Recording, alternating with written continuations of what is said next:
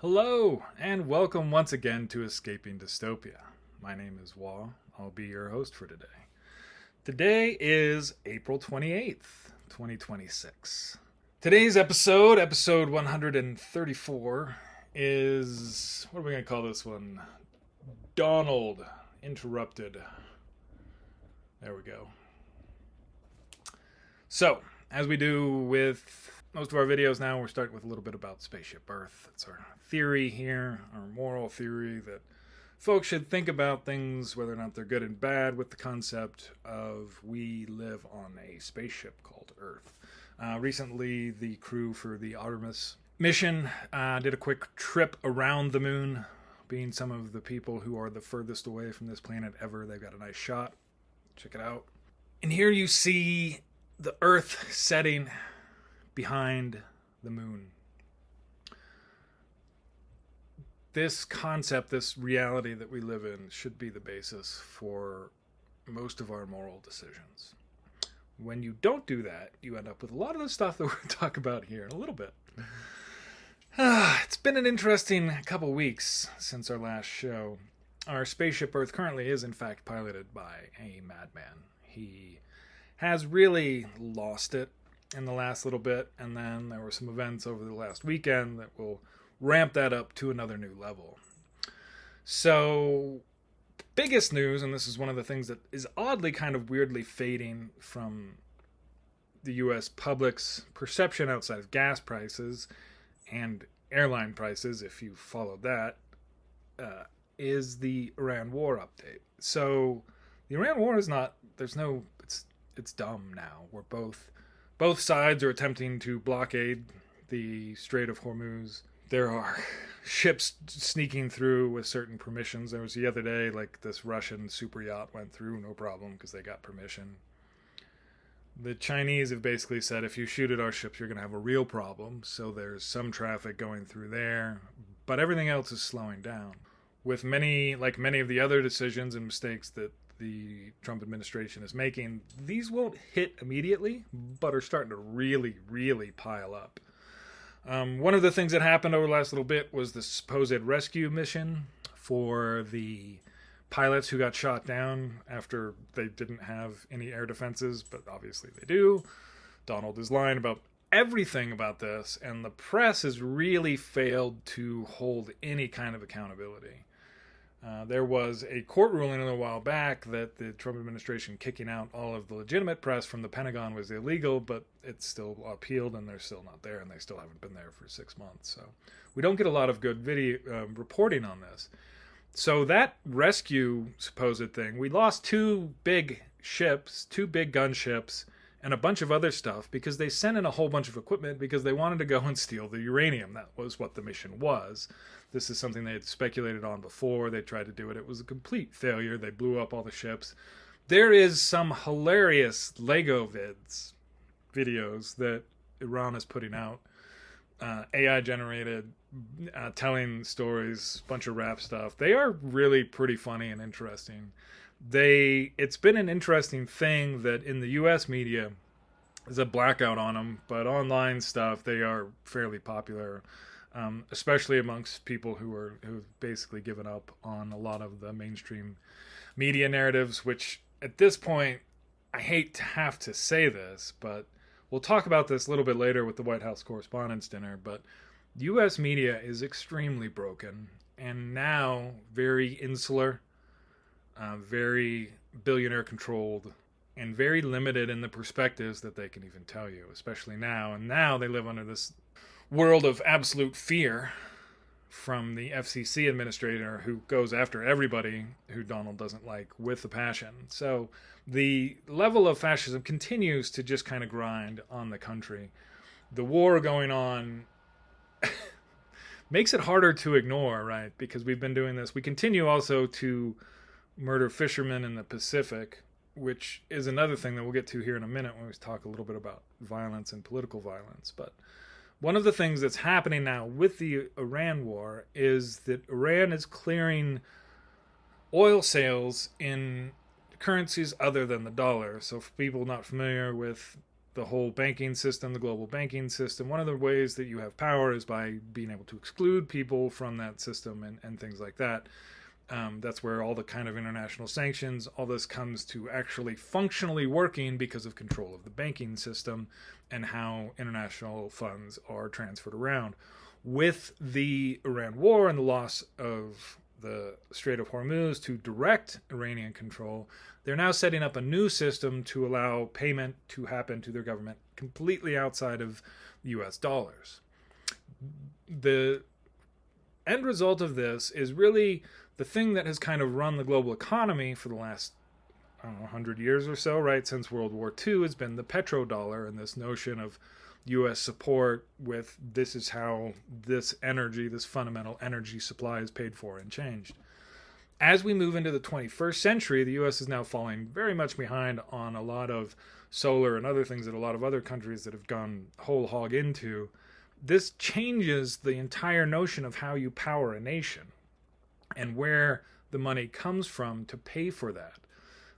Of course, with the Chinese manufacturing of solar and their dominance of that industry, this is a huge rise of their influence around the world as the U.S. continues to spend these billions of dollars attempting to prop up. I don't know, even know. Nobody understands what we're doing here with Iran, trying to like take the oil, blow them up anyway. And part of that is because the motivations, the true clear is the regional angst and anger with Israel, who, according to our own State Department, is the reason why we are there. And they put this statement out this last week. It makes it clear that we are there because of Israel. That's the State Department. You can't call me bad words because of that.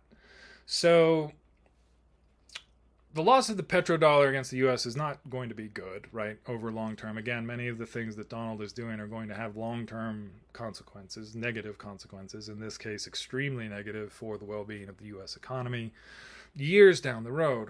Speaking of that, we will have this huge, huge debt and deficit to deal with. Currently, we're running about a $2 trillion a year deficit, which Republicans are completely ignoring.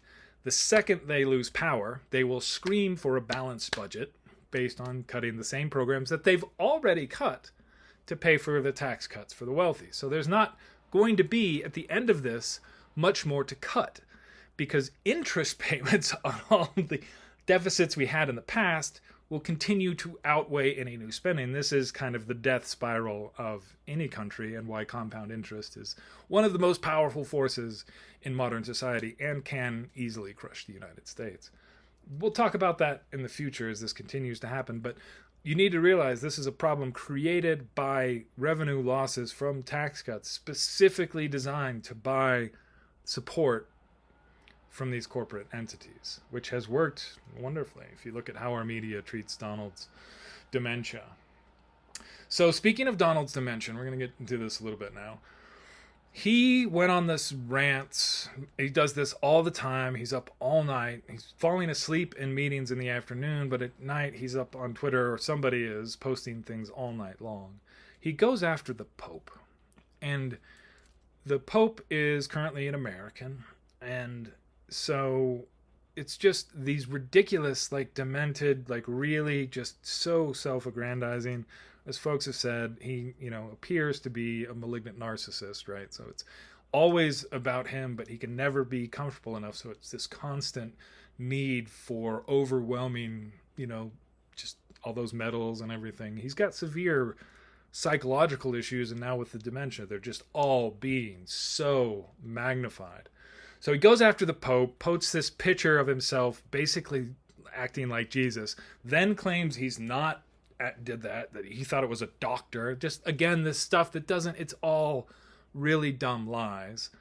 And our media continues to clean up for him because it can't be that bad. He'll post these ridiculous attacks on everybody, and they'll be like, oh, he's, clearly just trying to engage. Like, they're like, oh, Donald punches back at the Pope, but the Pope never punched him. Donald is attacking the Pope for being weak on crime. Like, it's just like this kind of like just so dumb, so ridiculous. Clearly there are mental issues here, but nobody can talk about that or ask about that. So then this last weekend, now you have to understand also at the same time, the economy is grinding down. Job growth has essentially stopped in the United States for the last 6 months. Inflation is going back up. Oil prices are going back up. Roughly like 70% of farmers can't buy the fertilizer that they need because it comes from the nitrates from the Middle East. Same thing with helium, which has to do with some chip production. Airlines are talking about consolidating and merging.